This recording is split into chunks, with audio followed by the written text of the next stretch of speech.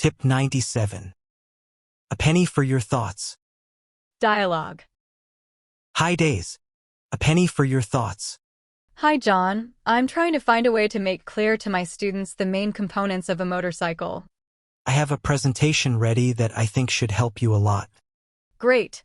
I happen to have it here if you want to take a look. Certainly I want. Okay, let me see. A motorcycle frame is its core structure. It supports the engine, provides a location for the steering and rear suspension, and supports the rider and any passenger or luggage. Motorcycle wheels are made to cope with radial and axial forces. On them brakes, final drive, suspension, and pneumatic tires are mounted. The motorcycle brake system slows to a complete stop in just 5 seconds and in less than 2/3 the distance. That's perfect. Many thanks, John. Please let me know if I can be of additional help.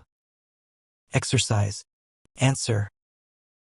What is the motorcycle frame? A motorcycle frame is its core structure. Where are the tires mounted? On the wheels. How long takes the motorcycle brake system to slow to a complete stop?